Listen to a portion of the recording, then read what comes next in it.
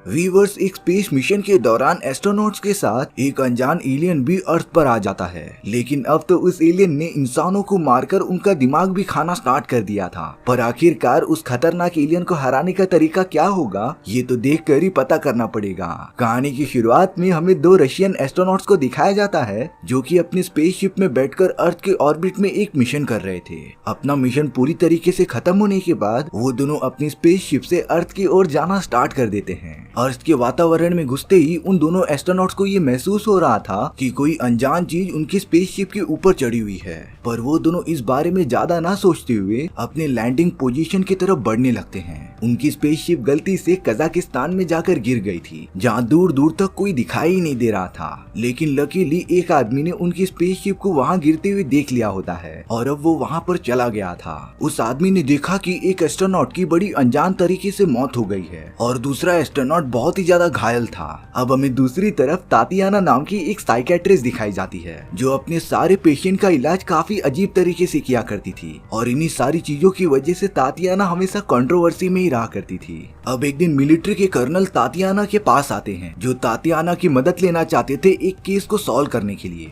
और अगर तातियाना को ये केस अच्छा नहीं लगा तो वो उसे बाद में छोड़ सकती है। इसीलिए अब तातियाना कर्नल के साथ एक मिलिट्री बेस पर चली गई थी। कर्नल उसे एक पेशेंट दिखाते हैं जो कि मेंटली स्ट्रेस था, और ये वही आदमी होता है जिसकी स्पेसशिप क्रैश होने पर वो बच गया था। उस आदमी का नाम स्टीव होता है। कर्नल तातियाना को स्टीव पर थोड़ा सा नजर रखने के लिए कह रहे थे। वहाँ स्टीव के सामने एक दूसरा साइकोलॉजिस्ट बैठा था जो स्टीव से सवाल पे सवाल पूछते जा रहा था, लेकिन स्टीव पता नहीं क्यों ज्यादा बातें बता ही नहीं पा रहा था। और अब इसीलिए ही कर्नल ने तातियाना को यहाँ पर बुलाया था कि वो स्टीव के साथ इन्वेस्टिगेशन करके सारी इन्फॉर्मेशन गैदर कर ले। जब तातियाना स्टीव से पहली बार मिलने गई थी तब स्टीव तातियाना से काफी हम्बली बात कर रहा था। तातियाना को तो स्टीव एकदम नॉर्मल लगता है। कुछ देर तक डिस्कशन करने के बाद तातियाना ने कर्नल को बता दिया था कि स्टीव एकदम परफेक्ट है, उससे कुछ भी नहीं हुआ। लेकिन कर्नल ने तातियाना को कुछ दिन तक यहीं पर रुककर स्टीव पर नजर रखने का काम दिया था। अब एक रात अचानक से ही कर्नल तातियाना को उठाकर अपने साथ लेकर जाते हैं। वो दोनों तो उस चैम्बर के सामने पहुंच जाते हैं जिसके अंदर स्टीव को कैद किया गया था।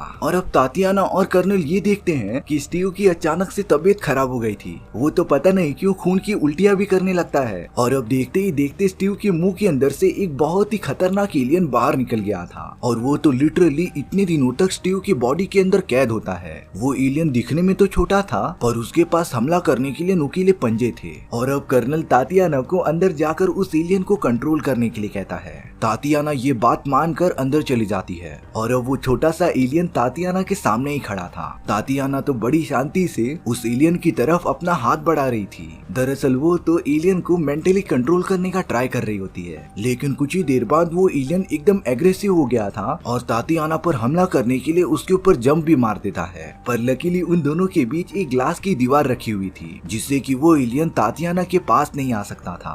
तातियाना तो ये सारी चीजें देखकर एकदम डर सी गई थी। उसे कुछ भी समझ नहीं आ रहा था कि ये एलियन आखिर कहाँ से आया। इसके बाद कर्नल तातियाना को सारी इन्फॉर्मेशन प्रोवाइड कर देते हैं। दरअसल ये एलियन अंतरिक्ष में से ही आया था और इसके बाद तो वो स्टीव के बॉडी में जाकर रहने लगता है। तो अब तातियाना का काम सिर्फ इतना था कि वो स्टीव के बॉडी में से उस एलियन को हमेशा के लिए निकाल दे। हालांकि ये कोशिश उन लोगों ने बहुत बार की थी, पर जब भी वो उस एलियन को स्टीव के बॉडी से बाहर निकालते थे स्टीव की तबीयत अचानक से खराब होना स्टार्ट हो जाती थी। लेकिन जब वो एलियन स्टीव के बॉडी में वापस चला जाता था तब स्टीव की तबीयत एकदम नॉर्मल हो जाती थी। उन सभी रिपोर्ट्स में तातियाना को उस एलियन के बारे में बहुत सारी इन्फॉर्मेशन मिली, जैसे कि इस एलियन के पास बहुत सारी एबिलिटीज थी। जब ये स्टीव के पेट में मौजूद होता है तब इसका साइज 5 सेंटीमीटर होता था, लेकिन जब वो स्टीव के बॉडी से बाहर निकलता है तब वो पूरा 2 फीट का हो जाता था। और अब तातियाना इस पूरी रिपोर्ट का कंक्लूजन ये निकालती है कि वो एलियन कहीं न कहीं स्टीव की पूरी बॉडी से कनेक्टेड है, और जब तक वो एलियन स्टीव के बॉडी में रहेगा स्टीव और वो एलियन तभी तक ही जिंदा रह पाएंगे,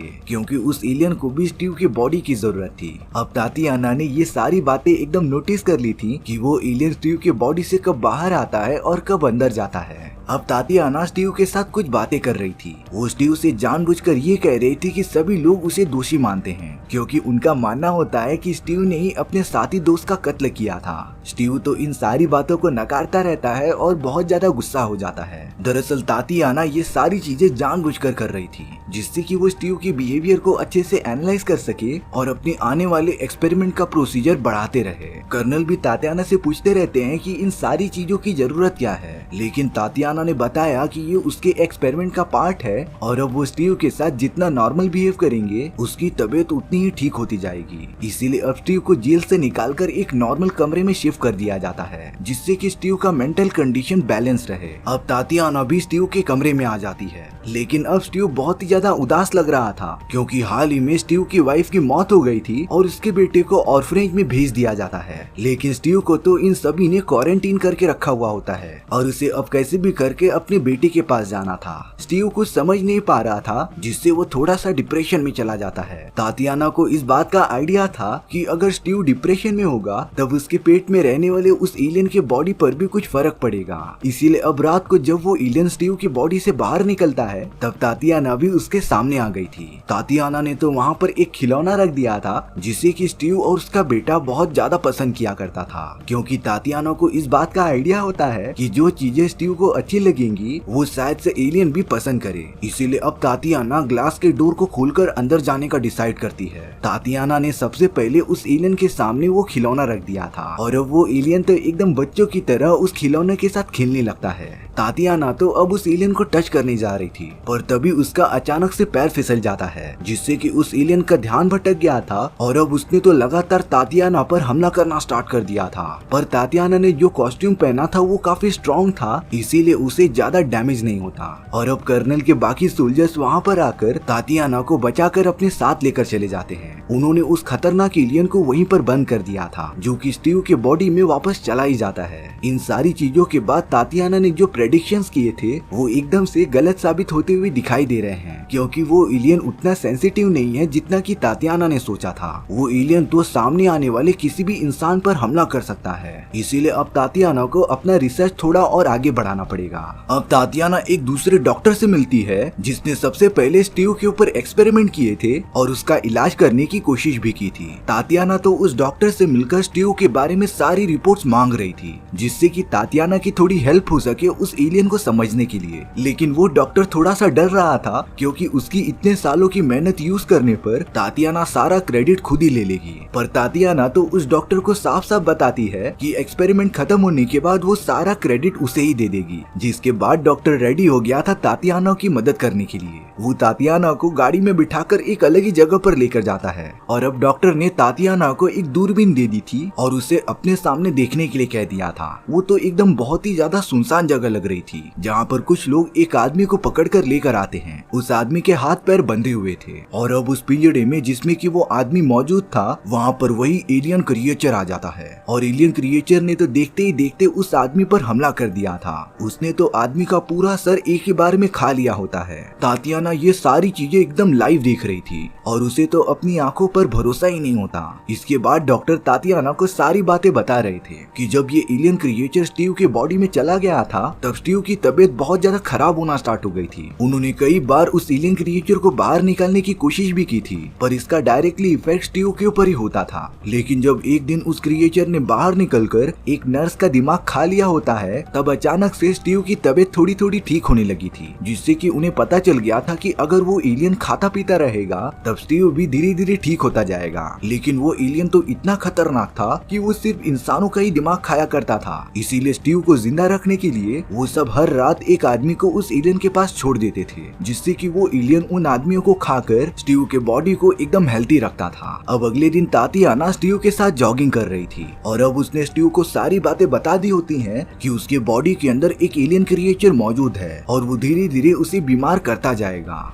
लेकिन स्टीव तो तातियाना की बातों पर कुछ भी भरोसा ही नहीं करता और अब वो वहाँ से चला गया था। लेकिन तातियाना को एक बहुत ही चौंका देने वाली बात पता चली थी। कर्नल और उसके बाकी लोग इस एलियन को जानबूझकर मारना नहीं चाहते थे, क्योंकि उनका प्लान था कि वो इस एलियन का यूज अपने प्रॉफिट के लिए करें, यानी कि वो सब इस एलियन को दुश्मनों से लड़ाई करने के लिए यूज करने वाले थे। और अब तो कर्नल भी तातियाना को इस मिशन को सपोर्ट करने के लिए कहता है। हालांकि तातियाना इन सारी चीजों से एकदम अगेंस्ट थी, पर तभी भी वो कर्नल के सामने हाँ बोल देती है। तातियाना तो ये सारी बातें आकर स्टीव को बता रही थी, लेकिन स्टीव को तो पता नहीं कैसे ये सारी चीजें पहले से ही पता होती हैं, लेकिन वो इसमें कुछ कर नहीं सकता था। तातियाना ने स्टीव को बताया कि कैसे उसकी वजह से हर रोज एक आदमी मारा जाता है और अगर जल्दी इन सारी चीजों को रोका नहीं गया तो आगे चलकर ये बहुत बड़ी प्रॉब्लम बन सकती है। हालांकि अब तो स्टीव और तातियाना एक दूसरे को पसंद भी करने लगे थे, लेकिन तातियाना का पूरा दिमाग अपनी इस मिशन पर होता है। इसके बाद हमें एक और आदमी दिखाया जाता है जिसे कि उस एलियन क्रिएचर के सामने रख दिया गया था, लेकिन जैसे ही वो एलियन उस आदमी के पास आता तातियाना तुरंत ही उस एलियन के सामने चली जाती है। वो तो एक अजीब टाइप का गाना गाने लगी थी जिसे कि स्टीव काफी पसंद किया करता था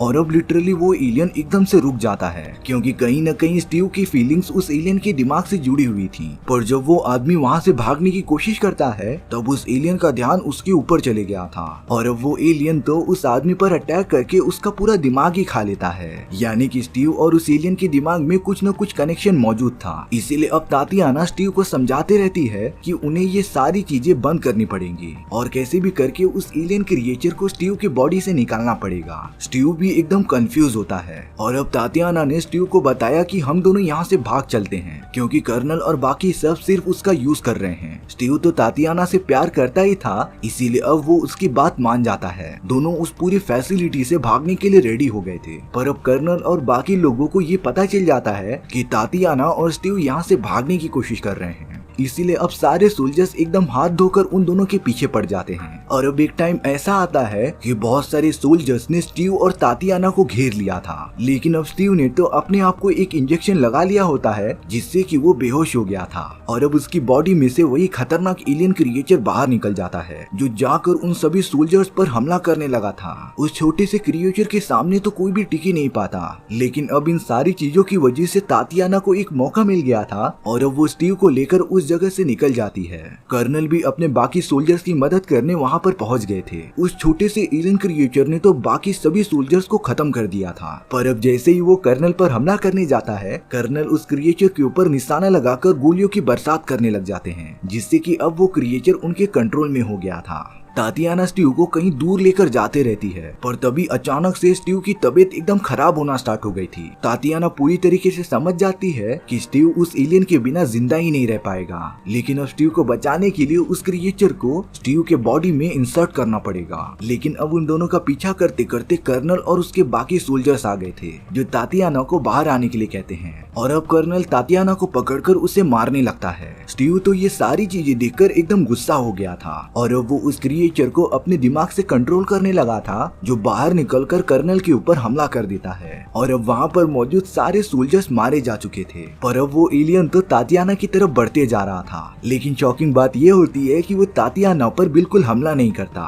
क्योंकि कहीं न कहीं वो स्टीव की फीलिंग्स महसूस कर सकता था तातियाना के बारे में और अब वो एलियन क्रिएचर वापस से स्टीव की बॉडी में चला जाता है, जिसके बाद स्टीव एकदम से नॉर्मल हो गया था। इस बार स्टीव ने ये सारी चीजें अपने आंखों से देखी थी। उसे इतना तो समझ में आ गया था कि अगर वो क्रिएचर उसके बॉडी में नहीं रहेगा तब स्टीव के साथ साथ वो क्रिएचर भी मर जाएगा, यानी कि वो दोनों एक दूसरे के लिए इम्पोर्टेंट थे। तातियाना स्टीव को संभालते रहती है, लेकिन अब स्टीव कमिटमेंट कर चुका था। स्टीव ने तो अपने आप को ही गोली मार ली होती है, जिससे कि स्टीव के साथ साथ वो क्रिएचर भी उसके बॉडी में मर गया था और अब सब कुछ एकदम नॉर्मल हो जाएगा। लेकिन इस बात से तातियाना बहुत ज्यादा दुखी थी। अब कई महीने बीतने के बाद तातियाना स्टीव के बेटे को गोद ले लेती है क्योंकि स्टीव भी यही चाहता था कि उसका बेटा किसी ऑर्फनेज में ना पले बढ़े और अब तातियाना स्टीव के बेटे के साथ अपनी लाइफ जीना स्टार्ट कर देती है।